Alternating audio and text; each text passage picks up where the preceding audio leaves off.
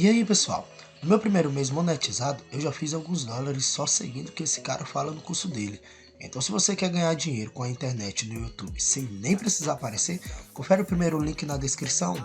Ô filho, seja muito bem-vindo. Né, vamos botar pra quebrar nesse podcast aqui Bora. hoje. Espero agregar demais pra vocês e pra vocês aqui também, né? Então, Top demais. vamos embora. Simbora, Rafa. De cara, como é que o marketing digital chegou em você, Rafa? Cara, quando eu tinha mais ou menos uns 16 pra 17 anos, o que aconteceu? Eu tinha um amigo, e esse amigo, ele tava entrando no meio do dropshipping.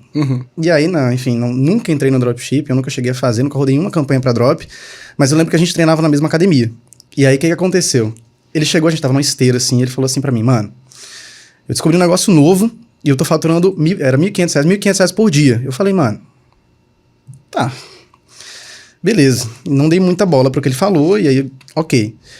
Depois de uma semana, ele virou pra mim e tava falando que ele tava fazendo R$15.000 por dia. Meu e aí eu Deus. falei, tá, ok. Só que nessa vez que ele me mostrou a dashboardzinha, assim, da Shopify, a dashboard que tinha lá do Drop. E eu falei, tá, ok, número na tela, beleza. Aí se passou um mês, mais ou menos, e ele apareceu com o Santa Fé, que na época era um carro muito da hora.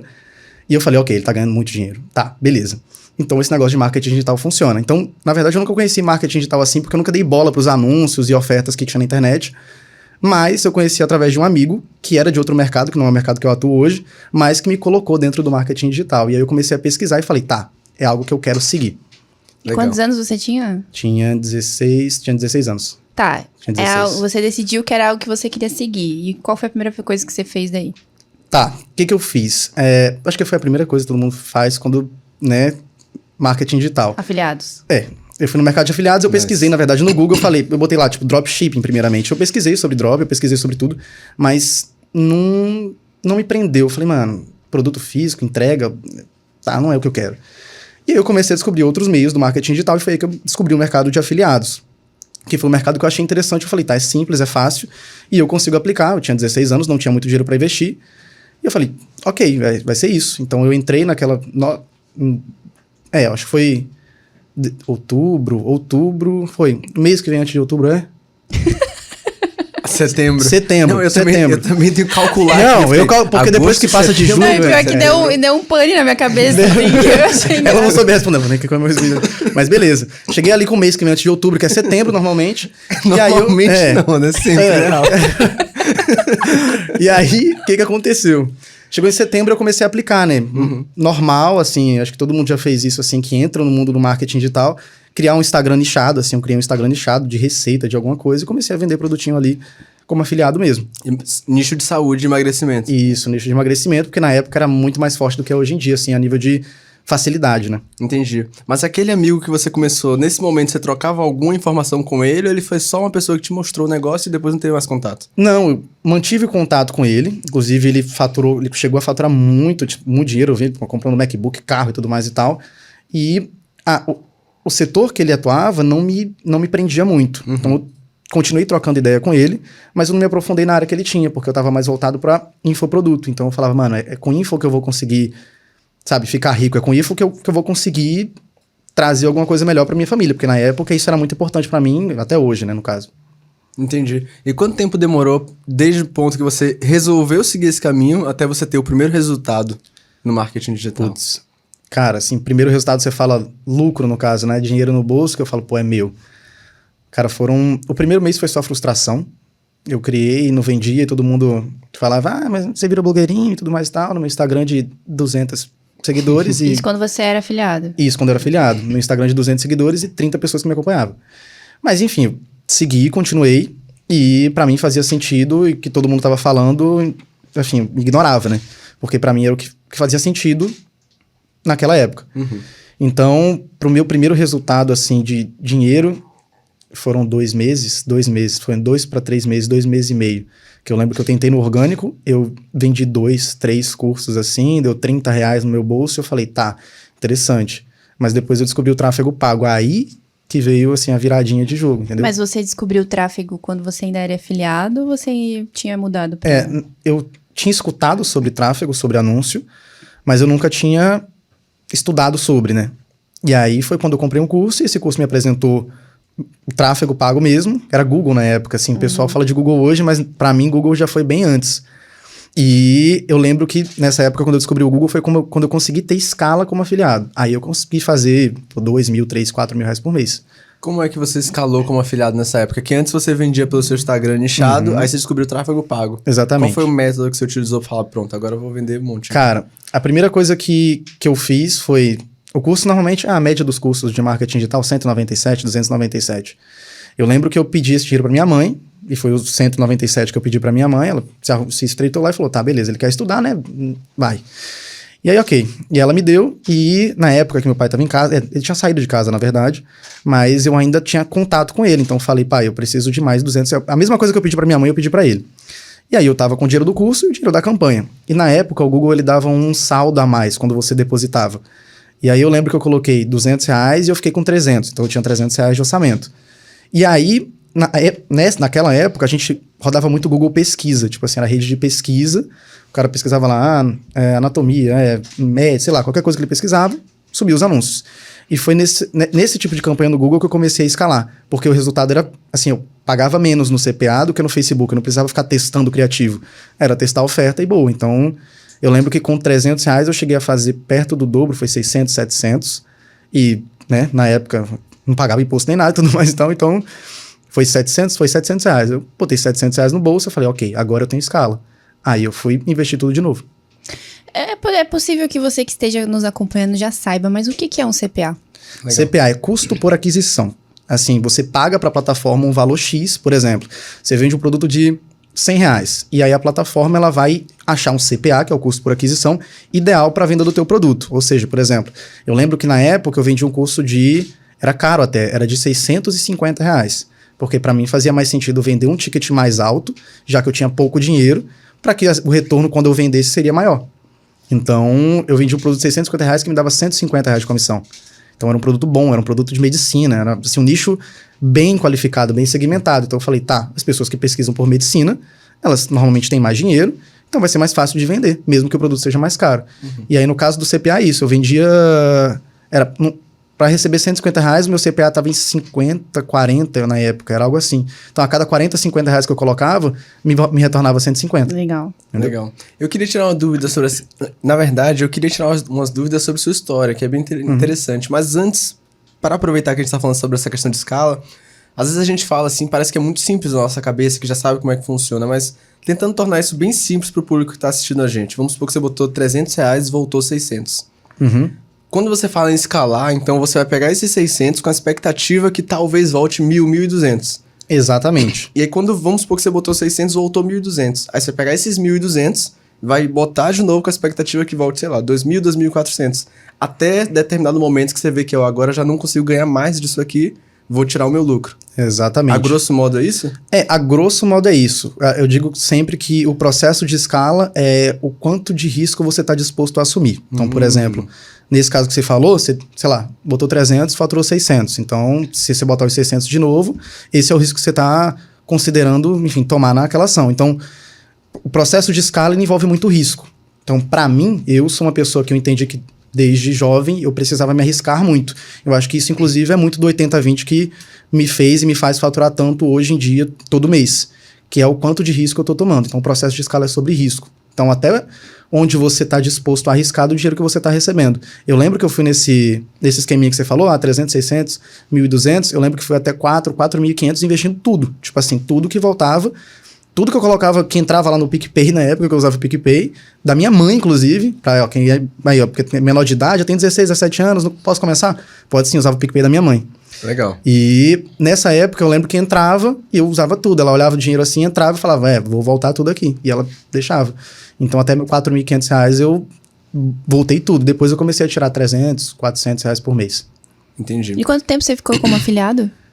7 meses. Eu fiquei 7 meses como afiliado. 7 meses só. Como é que foi Depois sua eu primeira já... venda?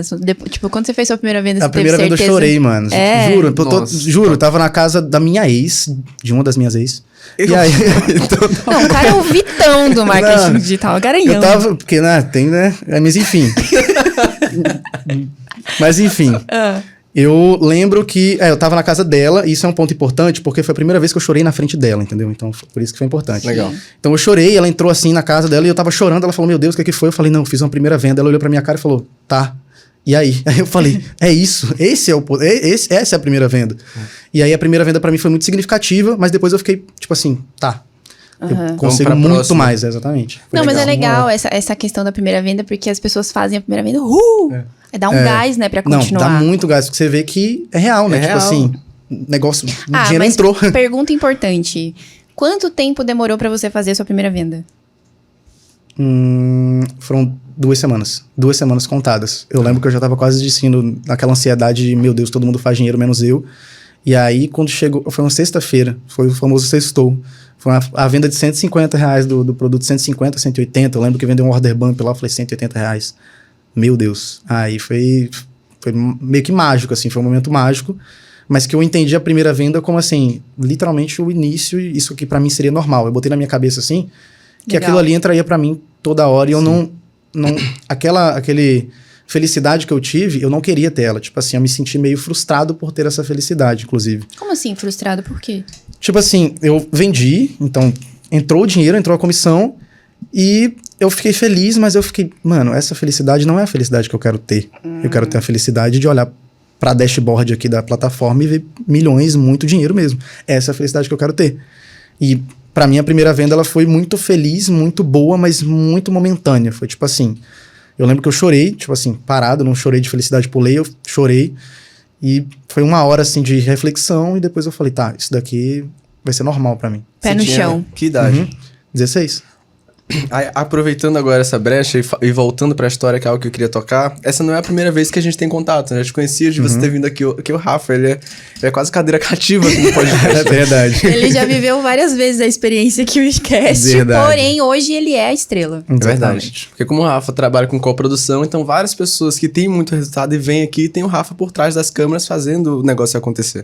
E uma coisa que eu achei muito interessante é que desde a primeira vez que eu te conheci, eu vi que, pô, hoje você tem 20 anos, né? Tenho 20 anos. Mas é um cara muito centrado, cabeça no lugar, pé no chão. Exatamente. E eu queria entender de onde é que vem isso. Eu sei que você teve uma infância que não foi das mais abundantes de toda. E acho que isso faz parte de você ser um cara cabeça hoje. Eu diria que, assim, a minha infância é a infância da metade dos brasileiros, ou mais da metade dos brasileiros que vivem no Nordeste, assim. Isso é bem normal lá. Como é que foi?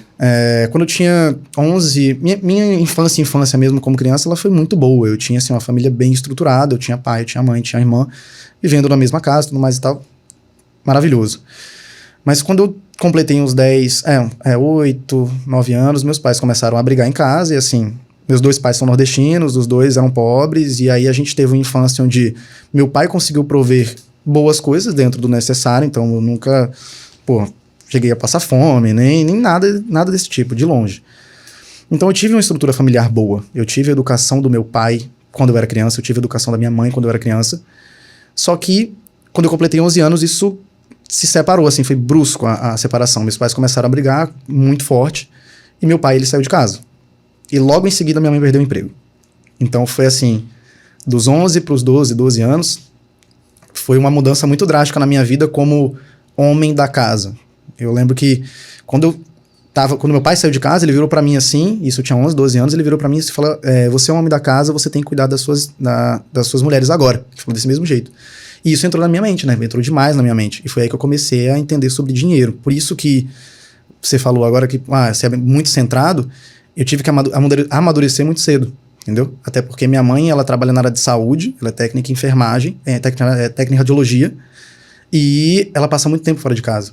Então, ela passava muito tempo fora de casa. Então, praticamente ficava eu e minha irmã, sim, casa, sozinho. E eu, a partir dos 11, 12 anos, eu tinha que ser a estrutura masculina da família, tendo 11, 12 anos, entendeu? Então, esse background meu veio disso daí. Por isso que eu acho que foi algo extremamente importante, assim. É legal, é interessante ouvir. A gente recebe várias pessoas aqui, são histórias diferentes, são histórias de superação, são histórias que têm um background que justificam porque essas pessoas têm tanto resultado hoje, né? Porque é amadurecer muito cedo, é pegar muitas responsabilidades muito cedo, muito jovem, né? Como é que foi isso pra você? Foi muito difícil. E eu não entendia até muito pouco tempo, na verdade. Assim, eu não entendia por que meus pais brigavam, por que meu pai saiu de casa, por que que minha mãe andava tão estressada, por que que ela andava tão triste, por que que minha irmã... Essas questões que, quando você tá numa estrutura familiar que é complicada, você como criança nessa estrutura, você se pergunta, né? Tipo, pô, por que meu pai não tá aqui? Por que minha mãe não tá aqui? Então, pra mim, eu nunca entendia. E eu vim entender há pouco tempo, há 2 anos atrás, assim, acho que faz 2 anos que eu entendi mesmo de fato o porquê cada coisa aconteceu e porque ela deveria ter acontecido, e isso me levou até estar aqui hoje. Eu acho que se as coisas não tivessem acontecido dessa maneira, eu não entenderia sobre dinheiro fácil, rápido da maneira que eu entendi, eu não teria o resultado que eu tive, então são as coisas que levaram ao meu ponto que eu tô aqui hoje, entendeu? Então acho que é, sim, extremamente importante. Legal demais. E uma vez que você começou a ter resultado... É porque você teve resultado, querendo ou não, muito cedo. Com 18 anos, você atingiu seu primeiro milhão. Isso, exatamente. Como é que foi a reação dos seus pais em ver que, tipo, caramba, ele tá tão jovem e tá, entre aspas, tá pronto? A reação da minha mãe, ela é minha fã. Inclusive, beijo, mãe. Eu amo muito você. Ela é muito minha fã e, assim, eu lembro que eu saí de casa e, assim, a cabeça da minha mãe nunca saiu de Recife, né? Que eu sou de Recife. Ela nunca saiu de Recife, ela nunca meio que viu, assim, o mundo externo, né? E aí, tinha eu lá. E eu lembro que eu comecei a fazer dinheirinho e tudo mais e tal. E aí, chegou um momento que eu falei, mãe, preciso sair de casa. Aí eu falei. Só que eu cheguei pra minha mãe e falei exatamente assim. Mãe, inclusive a primeira coisa que eu vim foi eu vim pra Balneário Camboriú. A primeira cidade que eu vim fora Recife.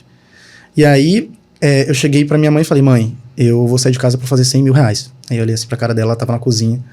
Aí ela olhou assim pra mim. O olhar dela foi de acreditar, ela respondeu que acreditou, mas eu tenho certeza que ela falou assim, meu Deus, essa menina é doida.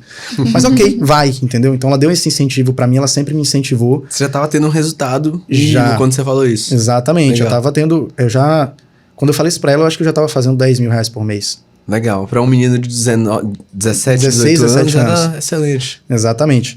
E aí, eu lembro que eu falei isso pra ela e ela falou, tá bom, vai. E detalhe que eu tinha passado na Federal em veterinário, era zootecnia, não sei. Eu passei, eu falei, tá, vou abandonar isso também e eu vou seguir o que eu quero fazer. Porque pra mim é mais importante. E ela deu super apoio. Já o meu pai, ele nunca teve contato comigo depois que ele saiu de casa direito. Então a minha relação com meu pai, ela sempre foi meio densa. Ou seja, ele não chegou a comemorar comigo os milhões, os milhares, nada. Mas, eu acho que o que minha mãe pra mim, desde que ele saiu de casa, é algo que eu trago muito pra perto e por isso que eu cuido muito delas. Eu acho que é o 80-20 que me faz sempre fazer o que eu faço, entendeu? Que legal.